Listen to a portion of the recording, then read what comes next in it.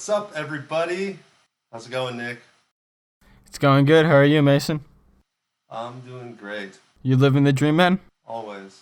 Yo, but people always say that. They go, hey, I'm living the dream. And it's usually, I feel like the more someone says it, it usually means that they're not living the dream.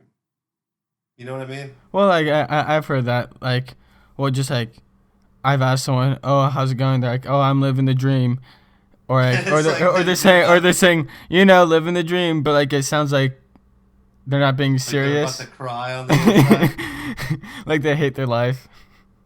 Definitely. That's not the way to do it. I mean, if someone's actually living the dream, when you ask them how their day's going, they usually have something to tell you, like, "Yo, this is what I just did. This is what I'm doing." You know?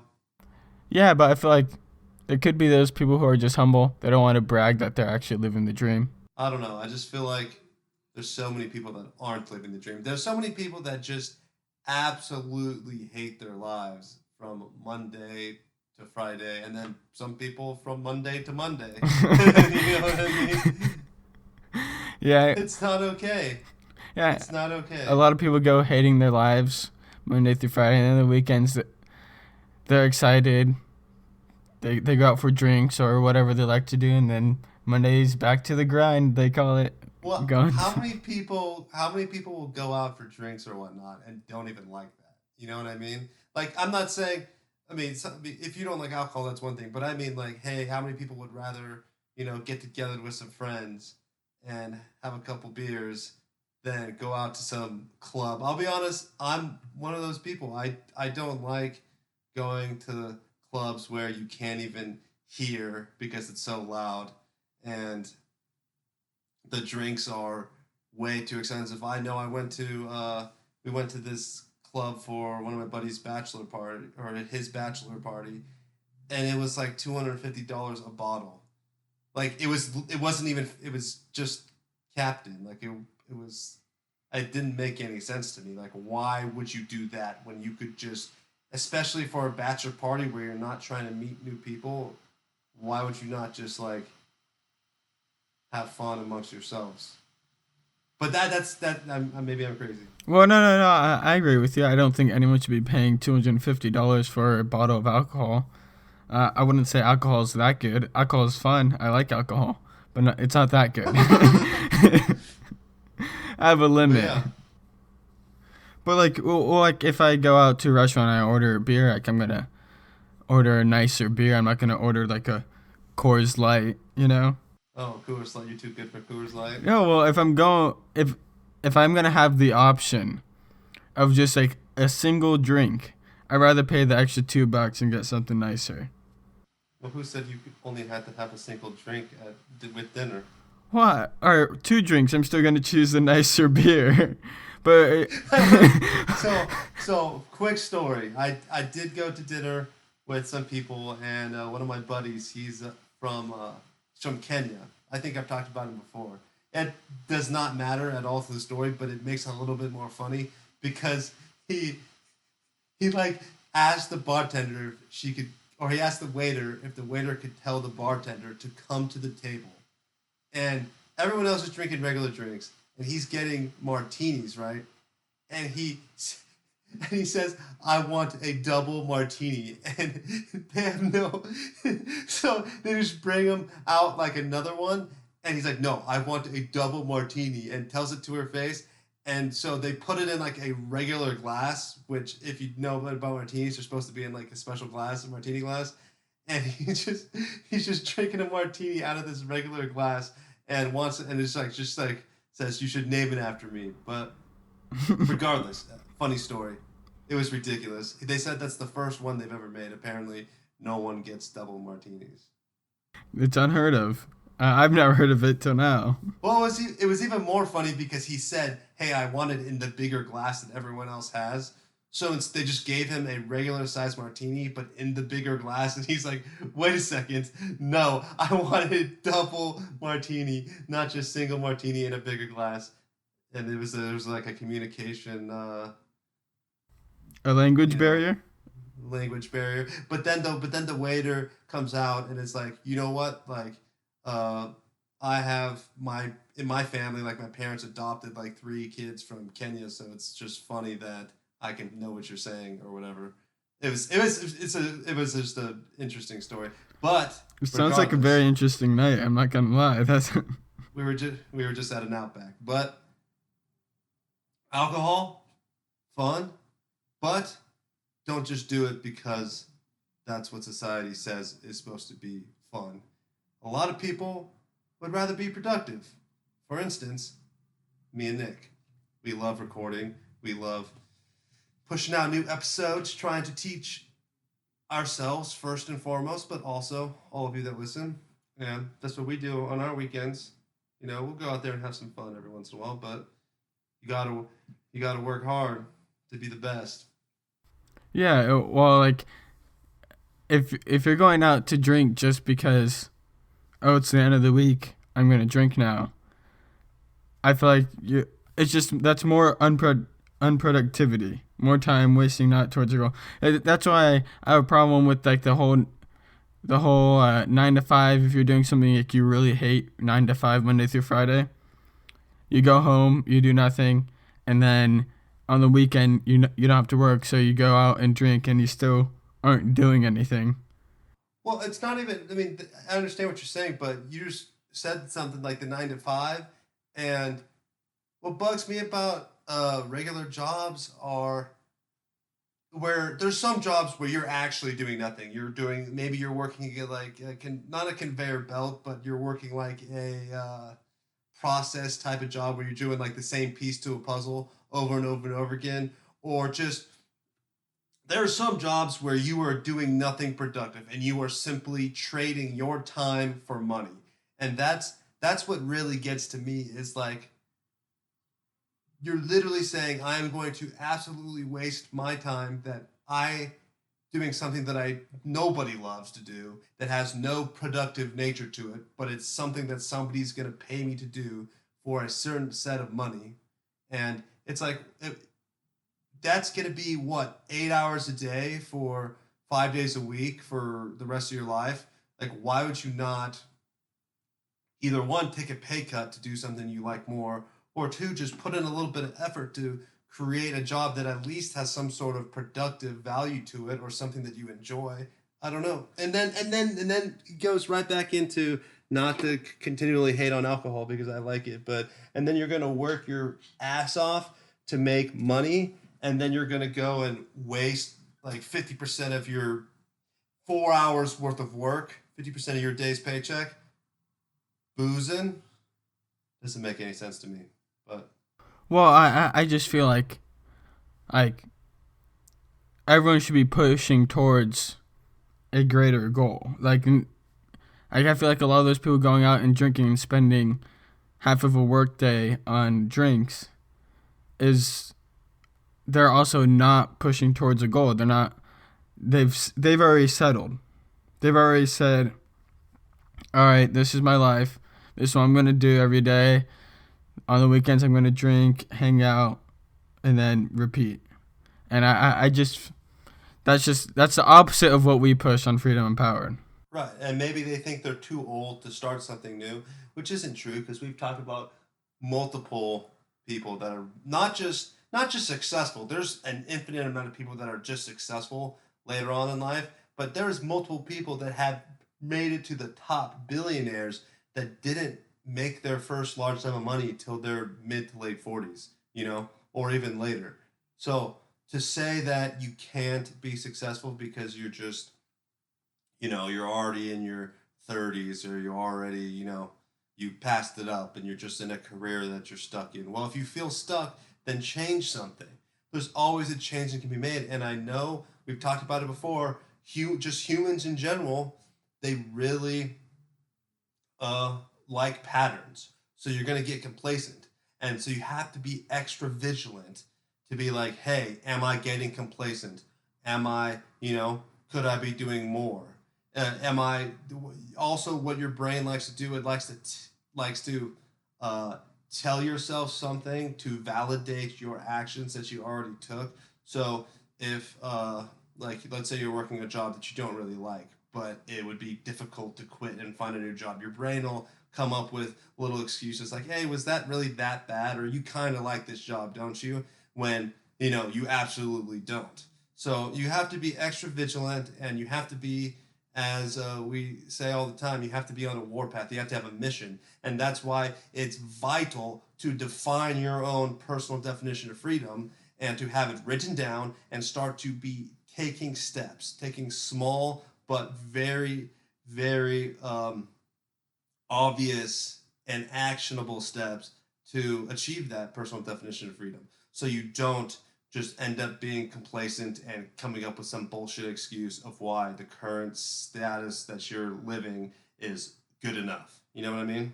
Yeah, and at the end of the day, it all comes down to people wanting to be comfortable and just, like you said, the pattern.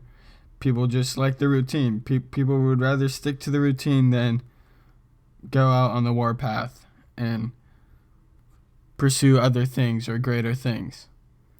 But Right, because the warpath is difficult. It takes effort.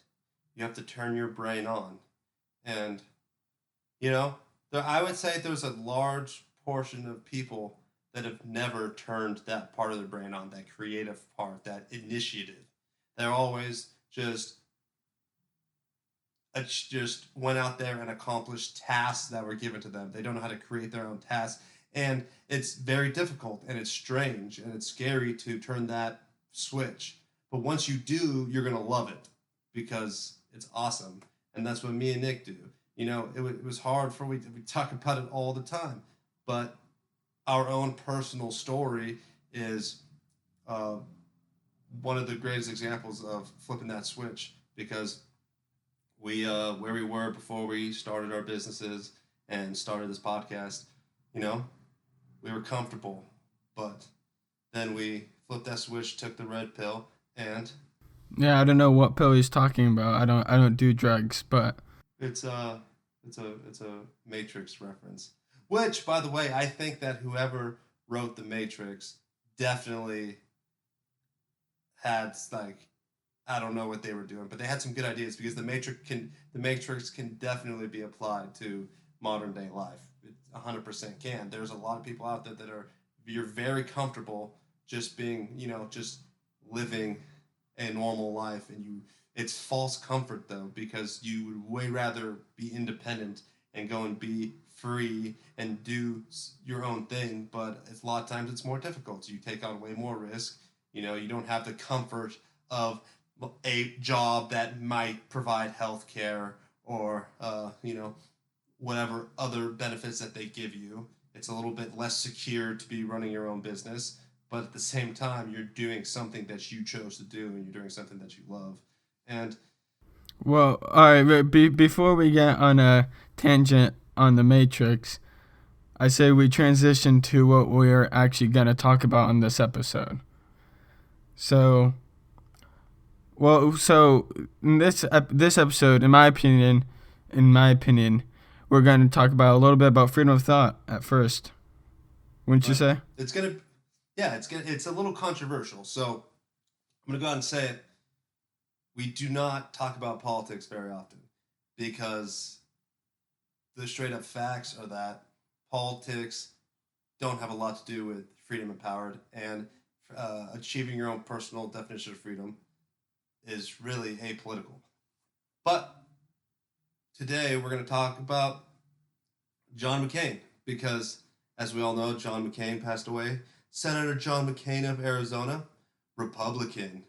He passed away recently, and something that I've noticed is that there's a lot of arguing going on over his death, and it's, it kind of bugs me. There's people, they're out there saying, well, some people that should be giving him credit aren't giving him any credit, and then some people that have hated on him in the past are now saying that they love him and remember a war hero. Which, once again, all your own personal points of views, but really the point is, at the end of the day, he's being remembered, and which means what? It means he left his mark.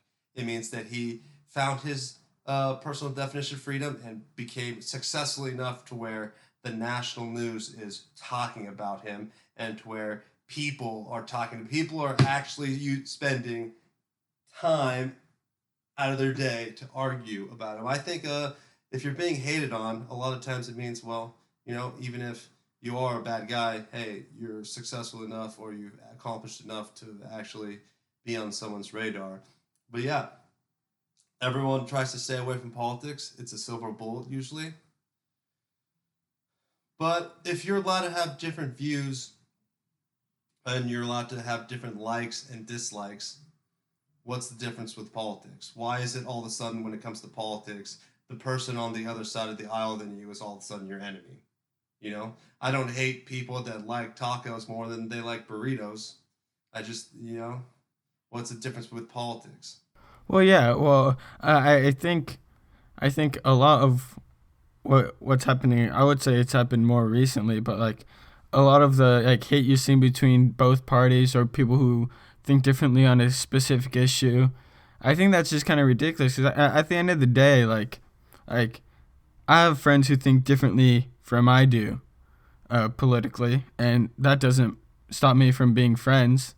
Uh, well, I've worked with some people who disagree with me, but we're still able to work together. We're still both able to pursue our own definition of personal freedom. I feel like if you're hating someone, if you hate someone because of different political views, then you're losing a potential partner for your success, a potential person to work with and to pursue, to help you and them maybe make yourselves better.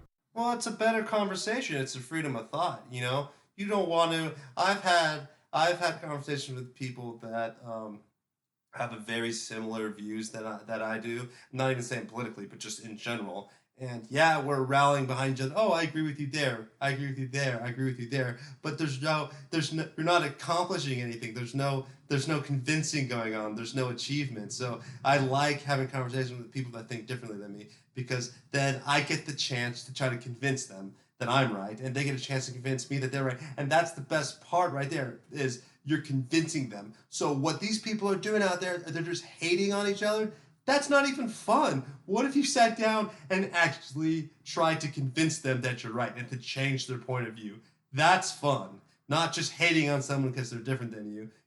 Whether you agree or disagree with what someone thinks, the best part would be, all right, now let me see if I can change your mind. And if you do and you win, then now you have someone that's on your side. And two, you know, you just worked on your social skills. You're a little more convincing now. Yeah, and maybe you make a friend as well at the same time. But I would say, and this is just like a little tiny bit of what we're going to talk about, but just having those conversations. Now, imagine if the conversations weren't just on politics, they were on business ideas or anything to that aspect. It's just having conversation with people you disagree with, someone who is successful talking with another successful person. If they disagree on a way to move forward or to advance even farther, them having that conversation, well, someone's gonna convince the other, or I'm having a hard time explaining it. It's a better way to move forward. It is. Well, what kind of just came to my mind was I know there is some if you're interested in business and things like that, there was a big tension between Elon Musk and Warren Buffett because they had very different business styles. It was Warren Buffett believed in.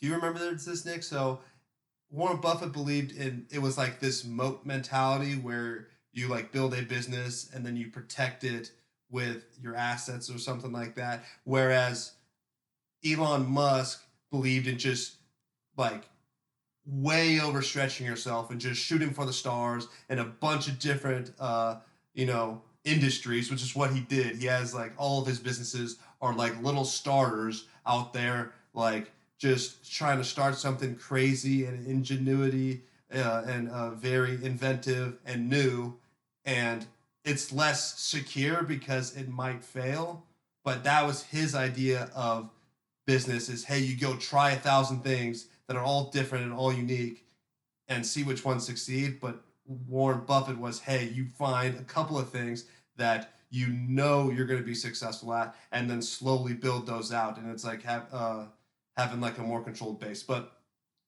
regardless, I think I got that right. But regardless, the point is that they have polar opposite business models, but they're both two of the most successful people in the world. You know what I mean? So, what does that mean? It means that you can have completely polar opposite views and both still be successful. So, one, what if they learned from each other and found some sort of hybrid business model that was the best one? You know what I mean? Yeah, well, yeah, that's basically exactly what we're both just talking about. Like, seeing different point of views on the way to do things or just even politics.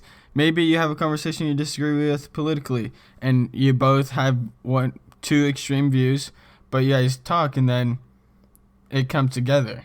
And politics are huge. Honestly, we need to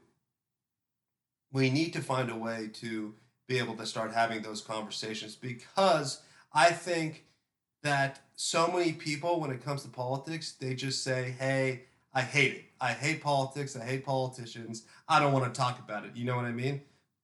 But politics is a huge part of the American society, whether you hate them or not.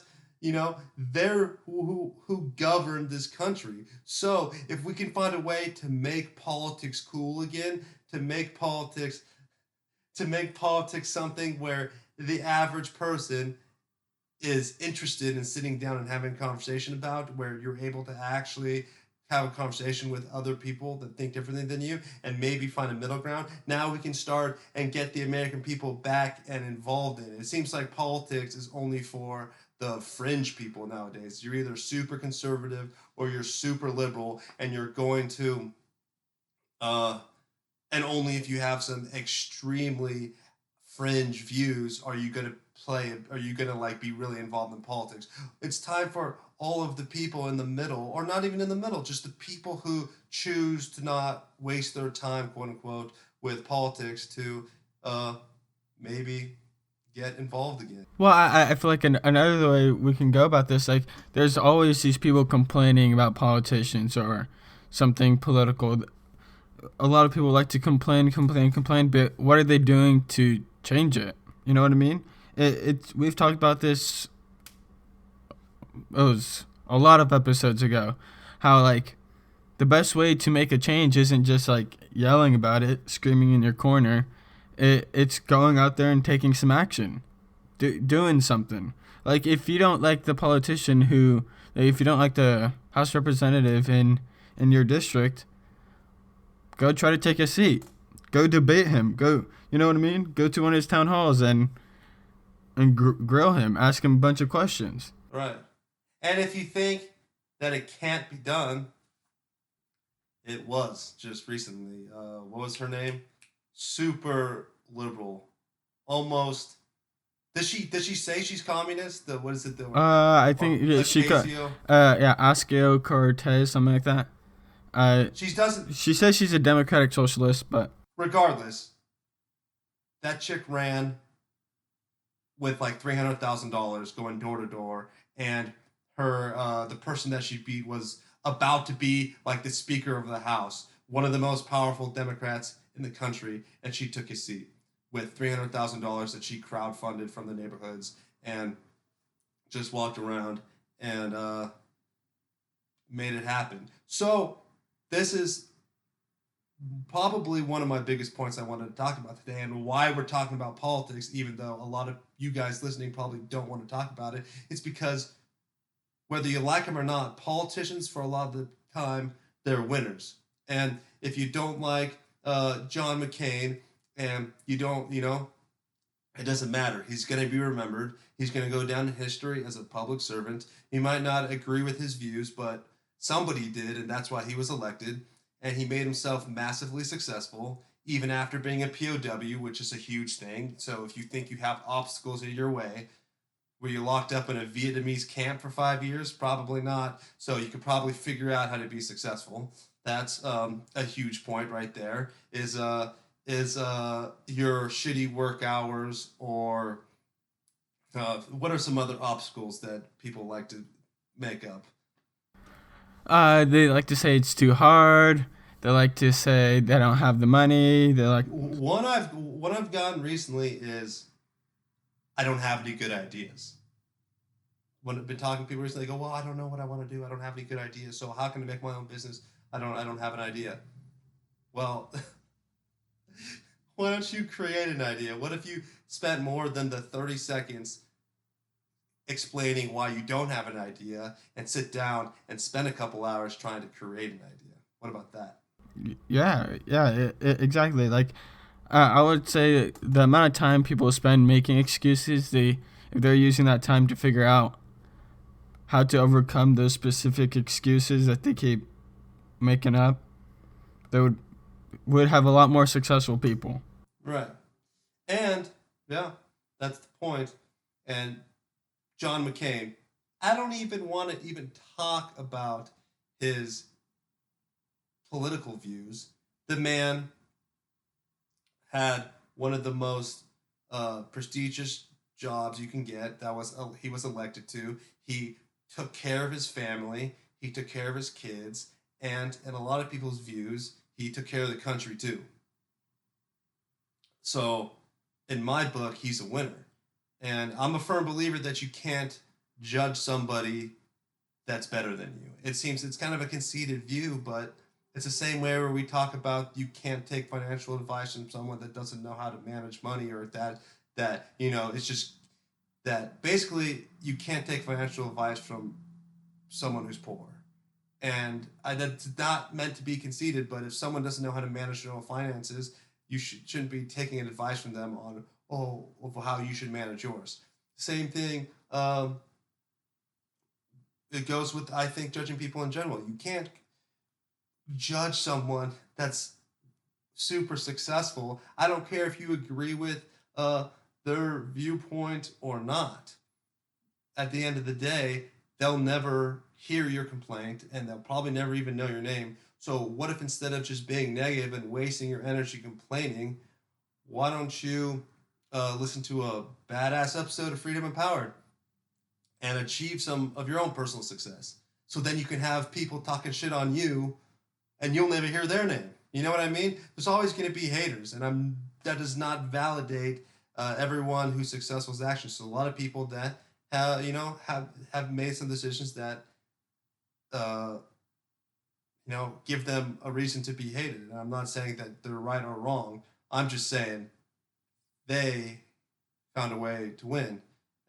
Well, I feel like another point we can make is like on here we talk about achieving your personal freedom, like what your definition of success is. And I just like take a step back and just think about all the people you hate. Like, are they more successful than you? Like, is that why you hate them? Because of their success? Like that's just something people should think about.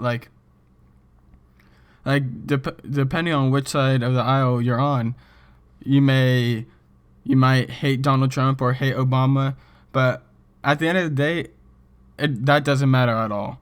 One, they probably don't care if you hate them. Two, they're both massively successful. They're both they hit all four pillars. They're both rich. They both can do whatever they want. They had they had the most badass job in the world.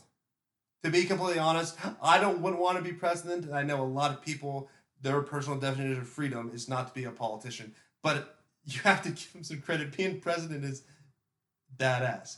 And whether you like either of them, they both served as the commander in chief. Obama did too. And there's a lot of people who don't like Obama, and you know,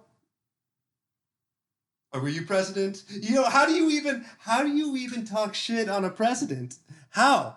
You might disagree with their political views, but they are the president, and you're working a 9 to 5. Come on, like, Why do you hate people? You can say, hey, like, I disagree with their political views because of this, and this reason. Okay, let's have a conversation. But just to be like, I hate them, all right, they're president. Are you president?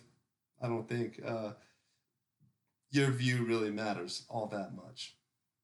Yeah, well, like at the end of the day, they're winners, and like there's even we could even talk about the Kardashians too. Like a lot of people love the Kardashians, but there's a lot of people who hate the Kardashians. They say, oh, they get paid a bunch of money for basically doing nothing. But like, hey, they're getting paid a bunch of money. They're massively successful. I think they know what they're doing to keep making money. Well, that one sister is. This is how much I don't personally enjoy watching. I don't watch them at all. But I know one of the sisters, that one of the younger ones, is like 20 years old and is almost has $1 billion. Yeah, I remember a couple of years ago. It's with the she has like a cosmetic company, like a makeup company. Well, I remember a couple of years ago, uh, when she was like 18. It was on the it was I read somewhere she bought like a $30 million house, something like that, at 18. So it was something Right. crazy like that. Yeah. Right. And then you know one of the another huge point is all those people that are out there hating on them. If you could switch spots with them right now, I bet you would.